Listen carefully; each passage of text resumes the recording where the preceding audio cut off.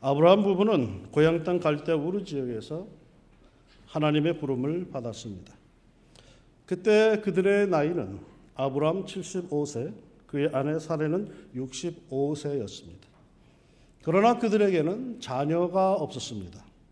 히브리인의 속담에 10년이 지나도 아들이 없으면 떠난다라는 말이 있을 정도로 대를 잇는, 집안을 잇는 후사를 제일 귀하게 여기던 시대였기에 부부에게 자녀가 없다는 것은 아주 큰 고통이었습니다.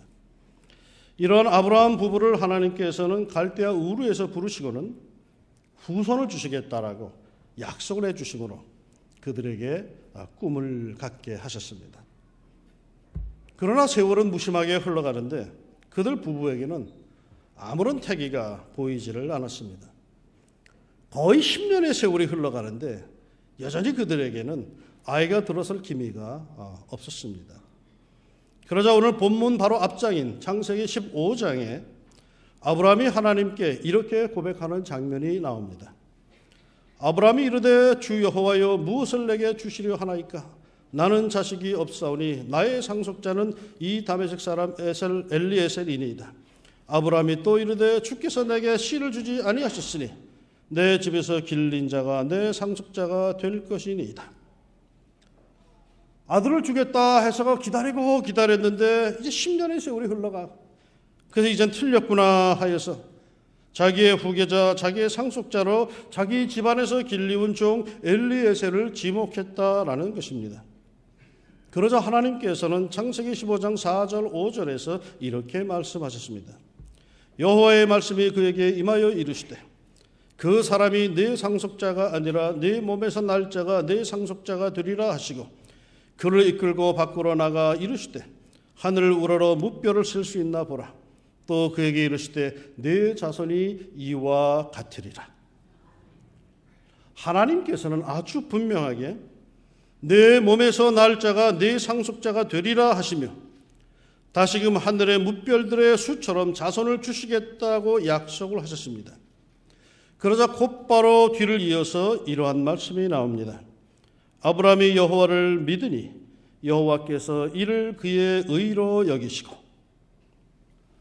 어쩌면 이제 다 틀린 일인데 하나님께서 아니다, 하늘의 별과 같이 무수하게 네 자손을 줄 것이다 라고 하자 아브라함은 그것을 그대로 믿었답니다. 그리고 그 믿음을 보시고 하나님은 아브라함을 괜찮은 인생으로 여겨주셨답니다. 의로 여기셨다라고 표현합니다. 의로 여기셨다라는 게 뭘까요? 하나님이 기분이 좋으셨다라는 그런 뜻이겠죠. 여러분, 하나님 앞에서 하나님을 제일 기쁘게 해드리고 하나님의 마음을 사로잡을 수 있는 것이 뭔지 아십니까? 따지는 거 아닙니다. 하나님께서 하시겠다면 그냥 그대로 믿는 것, 아멘 하는 것입니다. 근데 좀 무식해 보이죠? 어떻게 무조건 아멘 할 수 있어? 그래도 하나님께서 말씀하셨으면 믿으십시오. 그래도 하나님이 약속하셨으면 아멘 하십시오. 히브리서 11장 6절 기억하십니까? 믿음이 없이는 하나님을 기쁘시게 하지 못하나니 하나님께 나아가는 자는 반드시 그가 계신 것과 또한 그가 자기를 찾는 자들에게 상 주시는 이심을 믿어야 할지니라. 마가복음 9장 23절도 혹시 기억하십니까? 예수께서 이르시되 할 수 있거든이 무슨 말이냐? 믿는 자에게는 능히 하지 못할 일이 없느니라 하시니. 뭐가 문제입니까? 우리의 믿음이 부족하죠. 우리의 믿음이 결여되어 있죠. 하나님 앞에서 인정받으려면, 하나님을 기쁘게 해드리고 하나님 앞에 복을 받으려면 그야말로 따지지 말고 믿으십시오. 좀 무식해 보이지만은 그게 하나님 앞에서 인정받는 상책입니다. 하나님 앞에서는 무조건 아멘 하십시오. 아브라함 할아버지, 사레 할머니 모두 태문이 닫혔습니다. 그냥 아브라함 사레 하니까는 젊은 사람들로 생각을 혹시 하시는데 이분들은 다 할아버지 할머니입니다. 그럼에도 말이죠, 이분들을 향하여서 내 몸에서 날 자가 네 상속자가 되리라, 하늘의 별과 같이 많아지리라 하자 그걸 그대로 그들이 믿었답니다. 만약에 제가 그 당시에 있었다면은, 아브라함 할아버지 집 옆에 살고 있었다면은 내가 그 이야기를 듣고는 뭐라고 했을까요? 와, 진짜 믿음 좋으십니다 라고 했을까요? 천만의 말씀.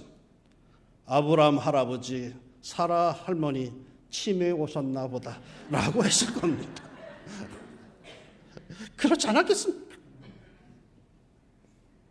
그러나 믿음은 말이죠, 자신과 하나님과의 관계이지 남이 개입할 사안이 아닙니다.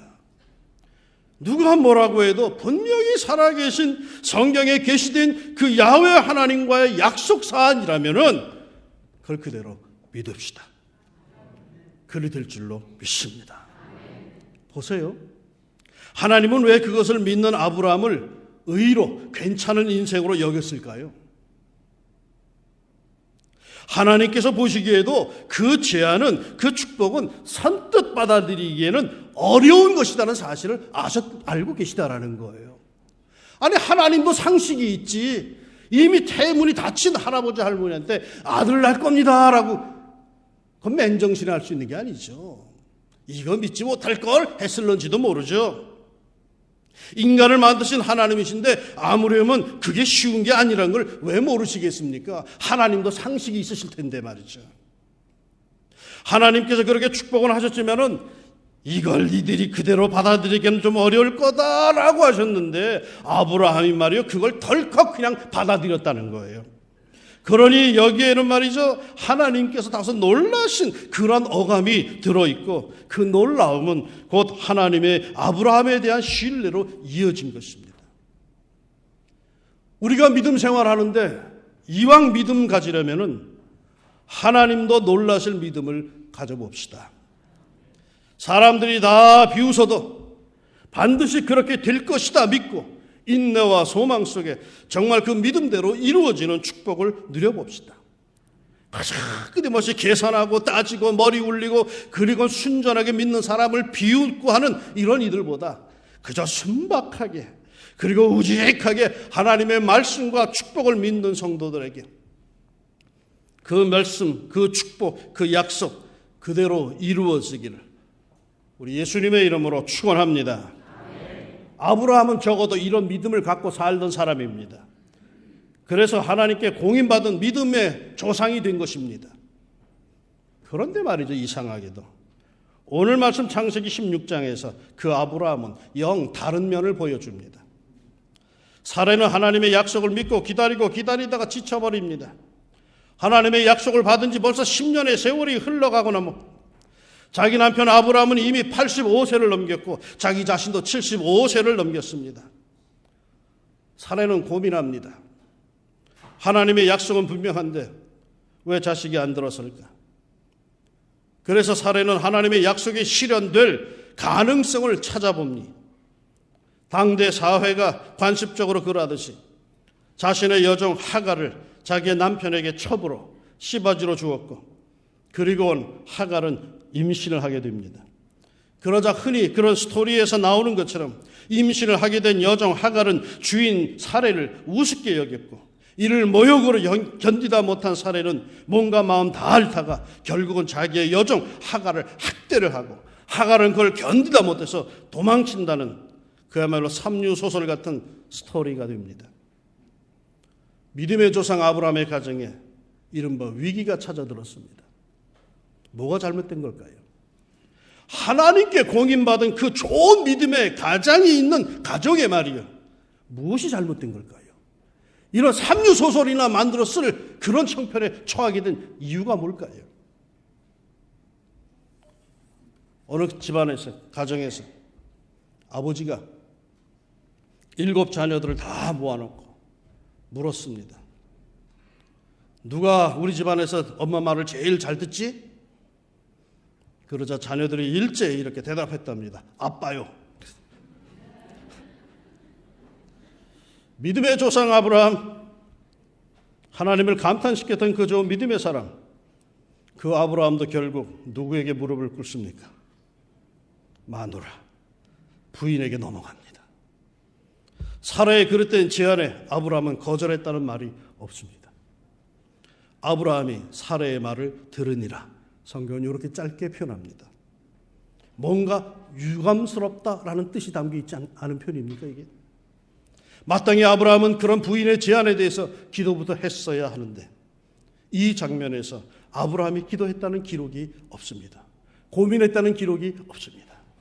그저 부인의 제의를 끌려가듯 받아들입니다. 부인들이 이렇게 중요합니다. 남편들은 큰 소리 치지만 사실 남편들은 대개 부인들이 하라는 대로 다 합니다. 교회에서도 남자들이 주장하고 행동하는 것을 살펴보면 대개가 그 부인이 집에서 코치한 대로 이야기해 준 대로 말하고 행하는 것 같습니다. 누구 얘기인가 돌아보지 마십시오. 제가 보기에 다 그렇습니다. 저도 그 중에 하나입니다. 여집사님들, 권사님들, 여러분의 남편을 믿음 안에서 더욱 힘있게 굳건하게 서게 하십시오. 하나님의 말씀대로 서게 하십시오. 현실 앞에서 고민할 때에, 겸손함과 자존심 사이에 휘청거릴 때에, 바른 섬김과 성도다운 길을 놓고 힘들어할 때에 남편에게 바른 믿음의 길을 선택하게 해주고 신앙인의 자세를 견지하게 해 주십시오. 유감스럽게도 사례는 그렇게 하지 않았습니다. 자신의 잘못된 욕망과 잘못된 집념을 자기 남편에게 그대로 주입을 시킵니다. 자기의 욕망이 얼마나 강했든지 사례는 첩제도 시바지를 이용합니다. 물론 그것은 당대 사람들이 당연시 여기던 풍습이요 가치관이었지만은 분명한 것은요, 하나님께서 그걸 허용하지 않으셨다는 것입니다. 세상에서는, 사회에서는 당연시해도 그건 하나님의 백성이 할 일이 아니었다라는 겁니다. 그건 비신앙적인 행위였습니다. 아무리 사회에서 고개를 끄덕이고 그럴 수밖에 없지라고 할지라도 믿음의 세계 안에서는 그건 아니오시다라는 것입니다. 그럼에도 아브라함은 단 한마디가 없습니다. 부부는 신앙적인 것을 서로 격려하며 붙들어 주라고 하나님께서 짝지어 주신 것입니다. 서로 타락하고 범죄하고 교만해지고 고집 부리는데 일조하라고 짝지어 주신 것이 아닙니다. 부부는 살다 보면 서로 얼굴까지 닿는다고 하지 않습니까? 그만큼 서로에게 절대적인 영향을 끼치며 살고 있는 것입니다. 그러므로 부부는 서로 존경하십시다. 서로 신앙적으로 바로 세워줍시다. 부정적인 것을 주입시키지 맙시다. 오직 말씀, 오직 참된 신앙만을 서로에게 끼쳐줍시다. 보세요. 믿음의 조상이라고 하는 아브라함조차 그 부인의 말에 꼼짝을 못하고 하나님께서 원치 않는 일에 가담하고 있습니다. 부부에게는 어느 한쪽이 일방적인 잘못, 범죄는 없습니다. 부부는 언제나 공범입니다. 그러므로 하나님 앞에서 공범자가 되지 말고 서로 붙들어주고 지켜주고 바로 세워주는 버팀목이 되시기를 축원합니다. 전도서 말씀을 들어볼까요? 두 사람이 한 사람보다 나음은 그들이 수고함으로 좋은 상을 얻을 것입니다. 혹시 그들이 넘어지면 하나가 그 동물을 붙들어 일으키려니와 홀로 있어 넘어지고 붙들어 일으킬 자가 없는 자에게는 화가 있으리라. 또 두 사람이 함께 누우면 따뜻하거니와 한 사람이면 어찌 따뜻하랴. 한 사람이면 패하겠거니와 두 사람이면 맞설 수 있나니 세 겹줄은 쉽게 끊어지지 아니하느니라. 부부는 주님 앞에서 함께 상을 받을 동역자입니다. 부부는 한 사람이 넘어질 때 다른 한 사람이 붙잡아 주어야 하는 반려자입니다. 부부는 외롭고 썰렁하게 홀로 살아갈 인생길에 함께 따뜻하게 동행하라고 주신 친구입니다. 홀로는 인생살이에서 피하지만은 부부는 세상에서 맞설 수 있고 거기에 우리 주님이 함께 하시면 그 어떠한 것도 감당할 수 있습니다. 할렐루야. 부부간에 아름다운 일에 더욱 힘을 쓰시기를 바랍니다. 함께 누구 흉을 보고 맞장구 치면서 교회 흉을 보는 이런 못된 친구가 아니라 더욱 신앙적인 삶의 격려가 되고 인도자가 되는, 서로에게 신앙의 아름다운 영향을 끼치는 하나님께서 짝지어 주신 믿음의 동반자가 되시기를 주의 이름으로 축원합니다. 그런데 오늘 말씀에서 말이죠, 우리가 놓쳐서는 안 되는 우리들의 신앙생활에서 아주 중요한 것 한 가지가 더 있습니다. 그것은 오늘 본문으로 촉발된 이삭과 이스마엘의 싸움입니다. 이스마엘은 하나님의 약속을 끝까지 기다리지 못하고 자기 손으로, 자기 힘으로 이루어 보려고 경거망동하여 얻은 아들입니다. 그러나 이삭은 자기의 노력, 자기의 의지, 자기의 능력을 모두 포기하고 그저 하나님께서 하십시오. 하나님께서 하시겠다면 결국 하나님께서 어떤 길을 통해서라도 이루실 줄로 믿습니다라고 자기를 포기했을 때 얻은 아들입니다. 하나님의 약속과 그 실현 방법이 너무 어처구니 없어서 웃을 수밖에 없었던, 그래서 하나님 앞에서 픽하고 웃었기에 웃음이라는 뜻의 이삭이라고 이름을 지을 수밖에 없었던 그런 철저히 하나님이 주신 아들입니다. 오늘 우리들의 세계, 그것도 교회 안에서 성도들의 신앙 세계 안에서 언제나 이 두 아들이 싸우는 것을 볼 수가 있습니다. 이삭과 이스마엘이 싸웁니다. 갈등을 갖습니다. 자기 힘으로 뭔가 할 수 있을 것 같아서 자기의 능력과 자기의 재물과 자기의 권세를 앞세웁니다. 하나님의 역사를 인위적으로 이루어보려고 힘의 논리가 앞서 나갑니다. 믿음의 세계에 어울리지 않는 세상적인 논리와 가치관이 더 힘을 얻어 나갑니다. 이게 이스마엘의 논리입니다. 그러나 성경에 나타난 하나님의 역사는 이삭의 논리입니다. 하나님께서 하십니다. 하나님께서 주장하시고 하나님께서 이루시고 하나님께서 영광 받으십니다. 하나님은 우리에게 이스마엘을 약속해 주신 것이 아닙니다. 하나님께서는 우리에게 이삭을 약속해 주셨습니다. 그게 정실아들입니다. 그게 하나님의 축복의 상속권이 있는 적자입니다. 뭔가 해보려고 무지 노력을 합니다. 뭔가 이루어보려고 이리 뛰고 저리 뛰고 합니다. 그러나 정작 나에게 찾아드는 것은 내 힘과 노력으로 인한 것이 아니라 하나님의 역사, 하나님의 계획, 하나님의 힘으로 이루어지는 것들 뿐입니다. 그게 하나님께서 나에게 주시는 선물입니다. 아무리 노력해도 이루어지지 않던가요? 아무리 기다려도 올 기미가 보이지 않던가요? 시편 기자가 이렇게 우리에게 권면합니다. 나의 영혼이 잠잠히 하나님만 바라며 나의 구원이 그에게서 나오는도다. 오직 그만이 나의 반석이시요 나의 구원이시요 나의 요새이시니 내가 크게 흔들리지 아니하리로다. 나의 영혼아 잠잠히 하나님만 바라라. 무릇 나의 소망이 그로부터 나오는도다. 오직 그만이 나의 반석이시요 나의 구원이시요 나의 요새이시니 내가 흔들리지 아니하리로다. 나의 구원과 영광이 하나님께 있으며 내 힘의 반석과 피난처도 하나님께 있도다. 도처에서 이스마엘이 이삭을 희롱하고 있습니다. 그러나 하나님의 역사를 우리는 기다립시다. 끝까지 그분의 약속과 믿음과 소망을 온전히 갖고 하나님께서 역사하실 것을 기다립시다.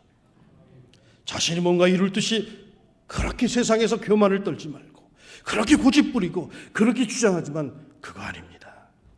그건 하나님의 방법이 아닙니다. 하나님께서 원하시는 것은 이삭, 하나님의 시간, 하나님의 계획, 하나님의 힘, 여호와의 열심으로 이루어지는 겁니다. 여호와의 열심이 여러분의 꿈을 이루실 줄로 믿습니다. 우리 중에 가짜 믿음을 갖고 사는 이들이 있으십니까? 나름대로 삶의 역경과 현장에서 갈팡질팡하는 가운데서도 그래도 하나님께 공인받은 믿음을 갖고 사는 줄 믿습니다. 하나님께서 여전히 자신을 의혹의 눈길로 바라본다고 느끼는 분들이 계십니까? 아닙니다.